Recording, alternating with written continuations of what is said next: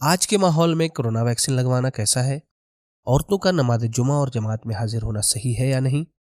منی کے علاوہ نکلنے والی رطوبت جیسے وضی، ودی وغیرہ کا حکم کیا ہے؟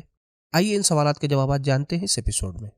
یوٹیوب انالیٹکس کے مطابق ہمارے ویورز میں سے 76% لوگوں نے ہمارے چینل کو سبسکرائب نہیں کیا ہے اور صرف 25% سبسکرائبرز نے ہی بیل آئیکن کو پریس کیا ہے۔ ہم تمام ویورز سے درخواست کرتے ہیں کہ ہمارے چینل کو سبسکرائب کریں اور بیل آئیکن کو پریس کریں تاکہ ہماری لیٹسٹ ویڈیوز آپ تک پہنچ سکیں۔ بسم اللہ الرحمن الرحیم، اللہم صلی علی محمد وآل محمد وعجل فرجہم۔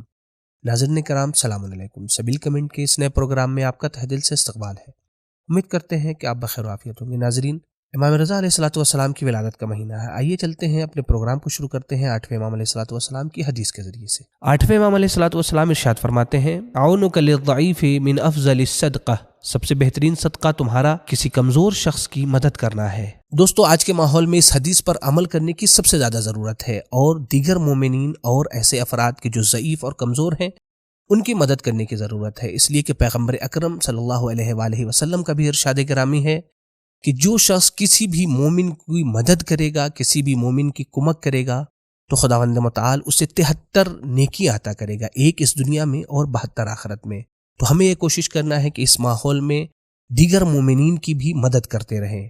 تو آئیے چلتے ہیں اسی حدیث کے ساتھ اپنے پہلے سوال کی جانب۔ کیا عورتیں نماز جماعت اور نماز جمعہ میں شرکت کر سکتی ہیں؟ نماز جماعت کے سلسلے میں آیت اللہ خامنئی اور آیت اللہ سیستانی حفظہم اللہ کا مسئلہ یہ ہے کہ عورتیں نماز جماعت میں شرکت کر سکتی ہیں، کوئی حرج نہیں ہے۔ اب آئیں سوال کے دوسرے حصے کی طرف نظر کرتے ہیں، جہاں کے اوپر نماز جمعہ میں عورتوں کی شرکت کے بارے میں سوال کیا گیا ہے۔ تو آئیں نماز جمعہ کو جان لیں کہ نماز جمعہ ایک ایسی نماز ہے جسے مسلمانوں کے درمیان میں خاص اہمیت حاصل ہے۔ خاص کر کے مکتب تشیع میں اس نماز کو نماز سیاسی عبادی بھی کہا جاتا ہے، اسی لیے اس نماز کے سلسلے میں خاص شرائط بیان ہوئی ہیں، مثلا کم سے کم 5 مومنین کا ہونا، 2 نماز جمعہ کے درمیان میں ایک معین فاصلے کا ہونا، اور ساتھ ہی ساتھ دوسرے خطبے میں حالات حاضرہ کو بیان کرنے کی بھی سفارش کی گئی ہے، جس سے اس نماز کی اہمیت ہمیں سمجھ میں آتی ہے۔ اب آئیں یہ جان لیتے ہیں کہ نماز جمعہ میں عورت شرکت کر سکتی ہے کہ نہیں کر سکتی ہے۔ اس سلسلے میں آیت اللہ سیستانی اور آیت اللہ خامنئی کا کہنا یہ ہے کہ عورت نماز میں شرکت کر سکتی ہے، کوئی حرج نہیں ہے۔ آیت اللہ سیستانی تاکید کرتے ہوئے فرماتے ہیں کہ اگر ایک نماز جمعہ اپنے شرائط کے ساتھ ہو رہی ہو تو ایسی صورت میں یہ نماز ظہر کے لیے کفایت کرے گی، لیکن خود عورت کی شرکت نماز جمعہ کی شرائط کو پورا کرنے کے لیے کافی نہیں ہوگی۔ مثلا ایک جگہ نماز جمعہ میں صرف 4 مرد ہوں، امام اور ماموم کو ملا کر، اور ایک عورت اس میں شامل ہو جائے تو یہ نماز جمعہ کافی نہیں ہوگی، اس لیے کہ اس میں صرف 4 مرد پائے جاتے ہیں۔ مثلا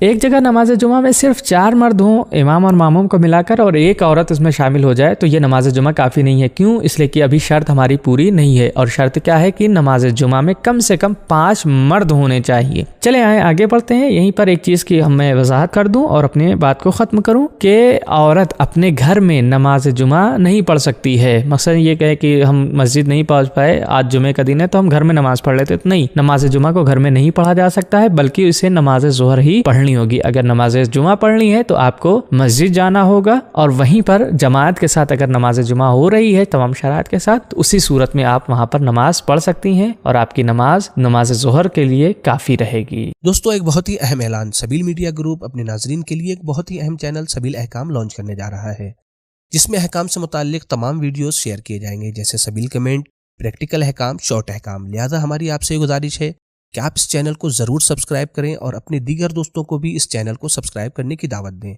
اس چینل کی لنک ڈسکرپشن میں موجود ہے۔ ویکسین لگوانے کے سلسلے میں آیت اللہ خامنئی اور آیت اللہ سیستانی کا کیا فتویٰ ہے، جبکہ اس ویکسین میں سائیڈ ایفیکٹ بھی پائے جاتے ہیں؟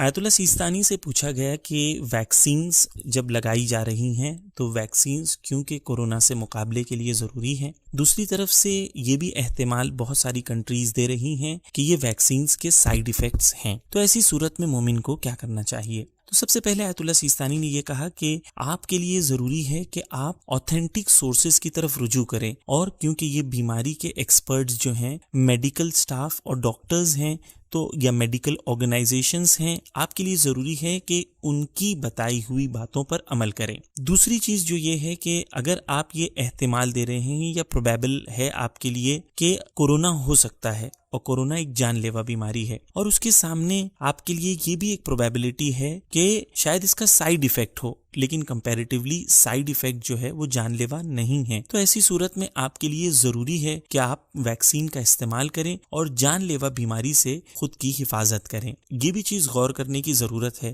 وہ ویکسین تبھی استعمال کرنا اس کا ضروری ہوگا جب کہ وہ ویکسین آتھرائزڈ آرگنائزیشن نے اپروو کی ہو۔ اگر اپرووڈ ویکسین نہیں ہے تو ایسی ویکسین کا لگانا ضروری نہیں ہے۔ جہاں تک آیت اللہ خامنہئی کا سوال ہے تو آیت اللہ خامنہئی نے اپنی ایک پبلک سپیچ میں بیان کیا تھا کہ امریکہ اور UK کی بنائی ہوئی ویکسینز کا استعمال کرنا یا انہیں امپورٹ ایران میں کرنا جائز نہیں ہے، اور انہوں نے اسی پبلک سپیچ میں ریزنز بھی بیان کیے تھے۔ سب سے پہلا ریزن انہوں نے بیان کیا تھا کہ یہ وہ کنٹریز ہیں جو ایران کی دشمن ہیں، تو ان پر بالکل بھی بھروسہ نہیں کیا جا سکتا۔ دوسری چیز انہوں نے یہ بیان کی تھی کہ ایسی کمپنیز ہیں یہ کنٹریز میں جنہوں نے ویکسین کا استعمال کیا اور دوسری کنٹریز کے عوام کے اوپر انہوں نے ایکسپیریمنٹس کیے، اور جس کی وجہ سے دوسری کنٹریز کے لوگوں پر برا اثر ہوا۔ اور جب ہم نے ریسرچ کیا تو یہ پتا چلا کہ 2009 میں فائزر نے $2.3 بلین کا فائن بھرا ہے، اور یہ تمام فائنز اس لیے بھرے گئے ہیں کیونکہ یہ کمپنیز نے ہیلتھ کیئر کے جو لاز ہیں ان کو فالو نہیں کیا۔ یہ کمپنیز ان ایکٹیویٹیز کو انجام دیتے ہیں اور کنٹینیوسلی اس چیز کو کرتے ہیں، چاہے انہیں فائن ہی کیوں نہ بھرنا پڑے۔ تو ایسی کمپنیز پر بھروسہ کرنا عقل مندی کا کام نہیں ہوگا۔ اس کے علاوہ ایسا نہیں ہے کہ آیت اللہ خامنہئی نے ویکسین کے استعمال کرنے کو منع کیا ہے۔ اس وقت ایران نے خود ایک ویکسین بنائی ہے جس کا نام برکت ہے، اور اس کے علاوہ ایران میں رشین، چائنیز اور ساؤتھ کورین ویکسینز استعمال ہو رہی ہیں، اور ایران میں بھی مومنین کو ویکسینیٹ کیا جا رہا ہے۔ فائنلی ہم یہی کہنا چاہیں گے کہ ویکسینیشن کرایا جا سکتا ہے آیت اللہ خامنہئی اور آیت اللہ سیستانی دونوں کی نظر میں، پرووائڈڈ یہ کہ وہ آتھرائزڈ آرگنائزیشنز کے تھرو ایکسیپٹ کیے جاتے ہوں۔ اور آخر میں یہ بھی پوائنٹ پہ ایمفسس کرتے ہیں کہ افواہوں پر بلیو نہ کریں، اور میڈیکل آرگنائزیشنز اور آتھرائزڈ آرگنائزیشنز جو ہیں ان کی باتوں پر عمل کیا جائے۔ ناظرین کرام، ہماری ایک بہت ہی بہترین ویڈیو ہے جس پر کمنٹ کرتے ہوئے ہمارے ایک ویور نے لکھا ہے، جزاک اللہ، بہت ہی اہم ٹاپک پہ بہت ہی اہم کلپ، والدین اور نوجوانوں کے لیے بہت ہی مفید لائے ہے عمل، ماشاء اللہ سبیل میڈیا۔ تو ناظرین کرام، ہماری آپ سے گزارش ہے کہ آپ اس ویڈیو کو ضرور دیکھیں، ساتھ ہی ساتھ اسے اپنے دوستوں اور دیگر مومنین کے ساتھ ضرور شیئر کریں تاکہ پیغام محمد و آل محمد زیادہ سے زیادہ عام ہو سکے۔ اسپاؤس یا ہمسر تلاش کرنے کے سلسلے میں اسلام نے کچھ کرائیٹیریاز بیان کیے ہیں جن کا جاننا ضروری ہے۔ پہلا، کف ہونا، یعنی ایک دوسرے کے لیے میچ ہونا اور ایک دوسرے کے لیے مناسب ہونا۔ پیغمبر اسلام صلی اللہ علیہ وآلہ وسلم فرماتے ہیں، ان سے نکاح کرو جو آپ کے لیے کف ہو۔ مرد اور عورت دونوں کئی طریقے سے کف ہو سکتے ہیں، جیسے religious compatibility, social compatibility, mental compatibility, physical compatibility, moral compatibility یا کلچرل کمپیٹیبلٹی دونوں کے بیچ میں ہو۔ منی، وضی و مزی میں کیا فرق ہے؟ ان میں سے کون سی چیز نجس ہے اور کون سی نہیں؟ سوال یہ ہے کہ وضی، منی، مزی اور ودی میں کیا فرق ہے؟ تو مجموعی طور پہ جو انسان سے جو مادہ نکلتا ہے، جو رطوبت لکوڈ نکلتی ہے، وہ 5 طرح کی ہے، جس میں سے 2 رطوبت نجس ہے جو لکوڈ انسان سے نکلتی ہے۔ ایک پیشاب ہے کہ جو آپ کو معلوم ہے، دوسری رطوبت جو انسان سے نکلتی ہے وہ منی۔ یہ رطوبت شہوت کے ساتھ اور اچھل کر نکلتی ہے، اس کے نکلنے کے بعد بدن میں سستی آ جاتی ہے، اس کو منی کہتے ہیں۔ منی نجس ہے اور اس کے نکلنے کے بعد انسان پر غسل جنابت واجب ہو جاتا ہے۔ اس کے بعد مزی ہے، وہ پانی اور رطوبت جو معمولاً وائف کے ساتھ ہنسی مذاق، چھیڑ چھاڑ اور خوش فعلی کے وقت یا شہوت انگیز چیزوں کو دیکھنے یا ان کو تصور کرنے کے بعد نکلتی ہے۔ یہ رطوبت بھی پاک ہے اور اس کے نکلنے سے غسل واجب نہیں ہوتا اور نہ ہی وضو باطل ہوتا ہے۔ اس کے بعد وضی ہے، ایسی رطوبت جو منی کے نکلنے کے بعد کبھی کبھی نکلتی ہے۔ یہ رطوبت بھی پاک ہے اگر منی یا پیشاب کے قطرے اس میں نہ لگے ہوں۔ 5ویں اور آخری رطوبت جو انسان سے نکلتی ہے اسے ودی کہتے ہیں۔ ایسی رطوبت ہے جو پیشاب کرنے کے بعد نکلتی ہے۔ یہ رطوبت بھی پاک ہے اگر اس کے ساتھ پیشاب کے قطرے نہ نکلیں۔